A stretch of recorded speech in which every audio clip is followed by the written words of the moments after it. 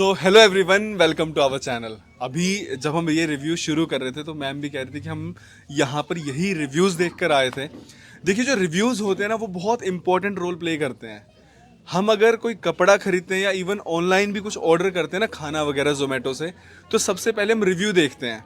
तो यहाँ तो हमारी हेल्थ की बात है, इसीलिए हमने ये चैनल स्टार्ट किया। और ऐसा कोई भी चैनल पूरे यूट्यूब पर नहीं है जहाँ पर एक डॉक्टर अपने पेशेंट्स के रिव्यूज़ अपलोड कर रहा है। डॉक्टर मैं नहीं हूँ, मेरी वाइफ डॉक्टर उपासना वोहरा, उनके बिहाफ पे मैं ये रिव्यूज़ लेता हूँ।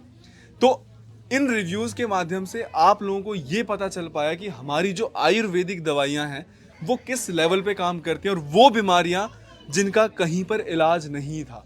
आज जो पेशेंट हैं हमारे साथ, उनको भी एक ऐसी ही बीमारी थी जिसका नाम है एडिनोमायोसिस। मैम, क्या आपको वैसे पता था जो आपको बीमारी है उसका नाम एडिनोमायोसिस है? हाँ जी, पता था। कितने साल से आपको ये दिक्कत थी? कितने साल का तो पता नहीं, पर मतलब 2-4 साल से मेरे को पता था। मैंने पहले भी इलाज कराया था ठीक है। एलोपैथी में, तो मतलब ठीक हो गया था। ठीक तो क्या हुआ था, पर दवाइयाँ चल रही रुक थी। गया था, स्टॉप हो हाँ, गया मैंने था। दवाइयाँ छोड़ दी थी, फिर मैंने मैम की वीडियो देखी, फिर मैं यहाँ पे आई हूँ। अच्छा, जैसे पहले आप डॉक्टर्स के पास गए थे, गाइनीज के पास में गए थे, तो क्या उन्होंने ये कहा था कि आपको जो ये बीमारी है वो ठीक हो सकती है? उन्होंने बोला था ठीक हो सकती है। ठीक हो सकती है मतलब हाँ, उन्होंने क्या ऐसा बोला था कि इसका उन्होंने सॉल्यूशन है कि यूट्रस निकलवाना पड़ेगा या ऐसा कुछ? बोला था उन्होंने कि यूट्रस निकलवानी पड़ेगी, पर मैंने मतलब मना कर दिया था उस टाइम मतलब पे। उन्होंने ये कहा था कि ठीक ही यूट्रस निकलवा के होगी। हाँ जी, बोला था कि अब नहीं तो 2-4 साल बाद तो निकलवानी ही पड़ेगी। निकलवाना ही हाँ पड़ेगा। जी। देखो, रसोली जिसको फाइब्रॉइड्स बोलते हैं, एडिनोमायोसिस, ये वो बीमारियां हैं जिनका कहीं इलाज नहीं है। अगर आज से मेरे से आप पूछो, मुझे भी 2 साल पहले इन बीमारियों के नाम भी नहीं पता थे। ठीक है, वो कहते हैं ना, ज्ञानी इंसान के साथ रह के मूर्ख भी कुछ ना कुछ सीख जाता है। तो डॉक्टर उपासना के साथ रह के मैंने ये सारी बीमारियां सीख ली कि भाई ये बीमारी है और इनमें ये सिम्टम्स होते हैं और ये प्रॉब्लम्स होती हैं। जब मुझे इन बीमारियों का पता चला तो ये पाया कि इनका कहीं इलाज ही नहीं है, और लास्ट सॉल्यूशन क्या है? यूट्रस निकलवाना। मैम, क्या आप इस फेवर में थे कि यूट्रस निकलवाना पड़ेगा? तो आप क्या रेडी थे उस चीज़ के लिए? नहीं, बिल्कुल भी नहीं थे। नहीं थी, मैं रेडी नहीं थी। मैंने मैम का देखा तो मैम के पास आई, बल्कि जो अल्ट्रासाउंड किया था ना डॉक्टर, उन्होंने 2 बार बोला कि यूट्रस निकलवा दो आप। ठीक है। उन्होंने करते करते ही बोल दिया।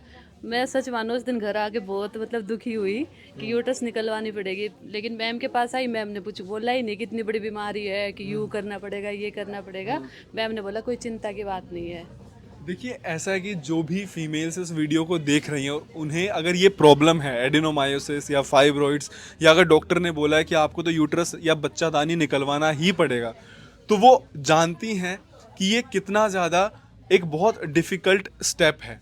ठीक है, जैसे बहुत सारे रिव्यूज़ यहाँ पर अपलोड हुए, वहाँ पर फीमेल्स ने खुद बताया कि भाई जैसे ही डॉक्टर ने ये बोला, वो आकर घर पर रोए हैं।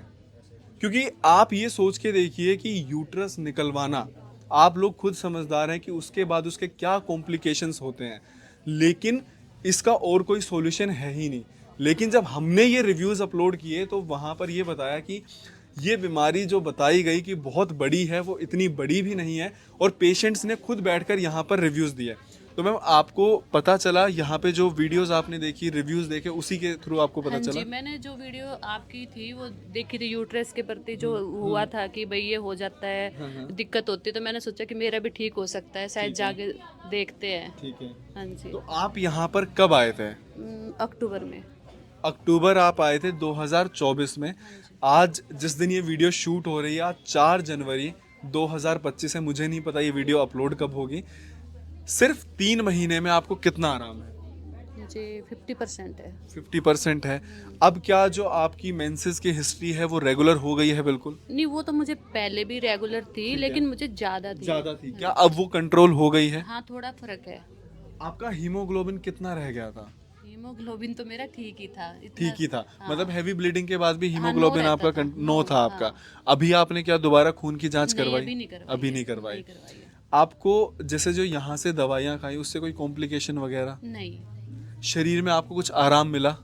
हाँ, थोड़ा फर्क तो है कि जैसे मतलब शरीर जैसे पहले कमजोरी आ जाती थी, वो हाँ, नहीं होती अब इतना वो ज्यादा। कमजोरी नहीं हाँ, आती इतना है। नहीं होती है। ठीक है। अच्छा मैम, जैसे 3 महीने की आपकी जो जर्नी रही है यहाँ पर, तो क्या आपने सोचा था कि 3 महीने में आपको आराम मिल जाएगा? सोचा तो नहीं था, लेकिन जो मैम की वीडियो देखी उस पे विश्वास था। मतलब आप जब यहाँ पर आए थे, वीडियो देखकर आए थे, तो क्या वीडियो के थ्रू आपको विश्वास हो गया था? हाँ जी, मुझे हो गया मतलब था। ऐसा नहीं लगा कि भाई वीडियो में बता रहे हैं पर ये बीमारी पता नहीं, जिसका मुझे हो गया था विश्वास। विश्वास हो गया हाँ था। जी। इससे पहले आप 3 से 4 साल से परेशान थे, कितना पैसा आप लगा चुके थे मैम? पैसा तो देखो प्राइवेट में तो लगता ही है। एग्जाम्पल फिर भी। एग्जाम्पल तो इतना नहीं है, पर प्राइवेट में लग जाता है। मैंने मतलब 2 साल दवाई खाई, फिर मैंने थक हार के छोड़ दी वो। 40-50 हजार लग गए होंगे। हाँ, इतने तो लग ही जाते हैं, चेकअप वगैरह होते हैं। फिर उन्होंने शायद वो भी किया था मेरा, बोले थे क्या कुछ है, तो उन्होंने वो टेस्ट वगैरह करे। बायोप्सी नहीं कुछ था तो बोल रहे, नहीं कुछ था तो उन्होंने वो सफाई की थी यूट्रस की। हाँ, कुछ वो मिला भी नहीं था फिर उस टाइम पे। ठीक है, और उसमें भी मतलब काफी पैसे लगे होंगे। हाँ, पैसे तो लगे। मतलब करीबन 40 से 50 हजार रुपए आप खर्च कर चुके थे यहाँ 3 महीने में। अभी फिर मेरे ज़्यादा दिक्कत हो गई थी, तो फिर मैंने मैम की वीडियो देखी, मैंने काफ़ी देखी। फिर मैंने बच्चों को भी बताया कि मैंने वीडियो देखी है, एक बार मुझे जाना है इधर। लेकिन मैं मैम से पहले मैं आपको जानती हूँ। अच्छा, ठीक है। मैंने आपकी वीडियो देखी थी सबसे पहले। देखिए वो कहते हैं ना कि देखो हम तो सिर्फ एक माध्यम है, जो करने कराने वाले हैं वो डॉक्टर उपासना है।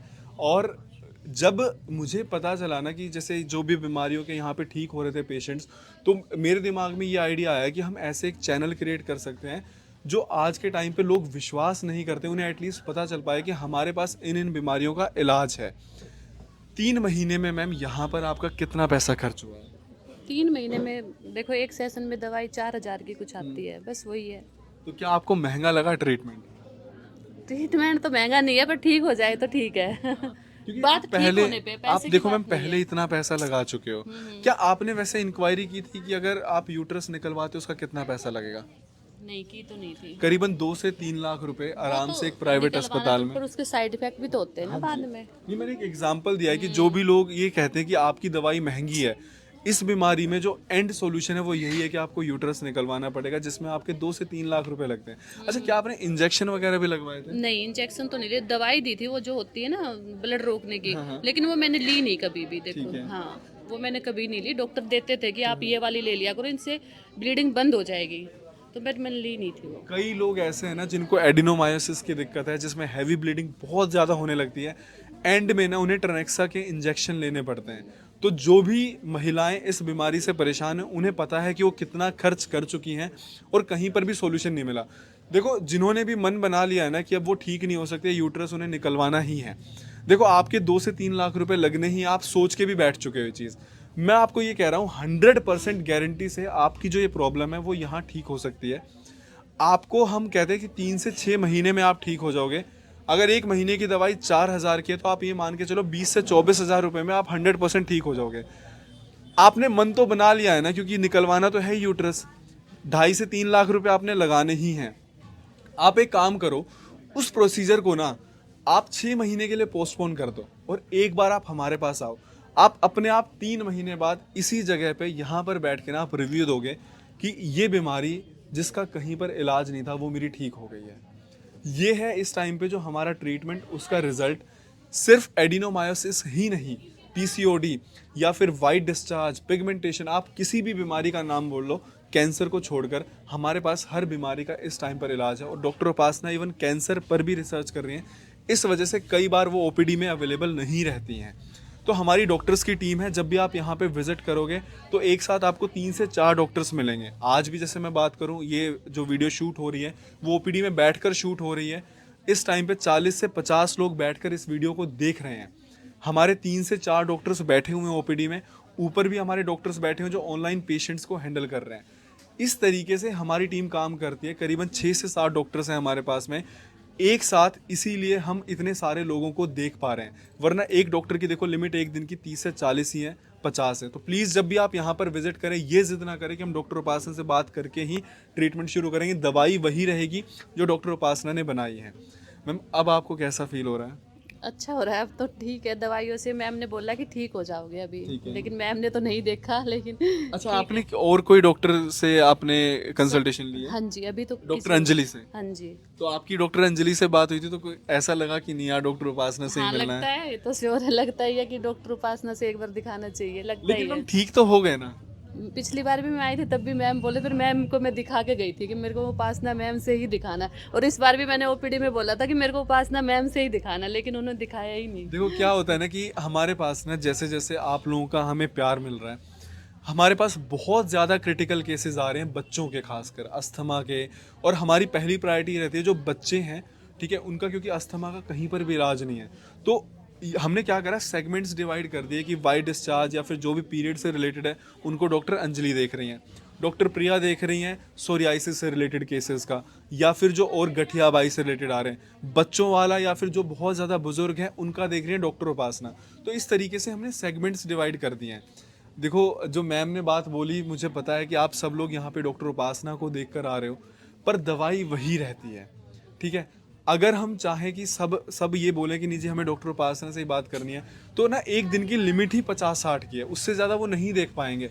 यहाँ पर वेटिंग रहती है, इसीलिए हमने ऑनलाइन भी शुरू किया। और वहाँ पे भी हम ये कहते हैं कि आप डॉक्टर से बात करो ना, दवाई वही रहेगी, आप ठीक होने पे फोकस करो। और जैसे आप लोगों ने प्यार दिया है, हम यही कोशिश करते हैं कि ज़्यादा से ज़्यादा लोगों को हम ठीक कर पाएँ। और अगर किसी को बुरा लगता है तो उसके लिए देखिए हम पहले ही माफ़ी मांगते हैं, पर हमारा फोकस सबको ठीक करना है, ये हमारी प्रायोरिटी है। Thank you so much ma'am, आपने इतना अच्छा रिव्यू दिया। बहुत सारे लोग जो इस बीमारी से परेशान हैं उनको मोटिवेशन मिलेगी और उन्हें विश्वास हो पाएगा। धन्यवाद मैम, थैंक यू मैम।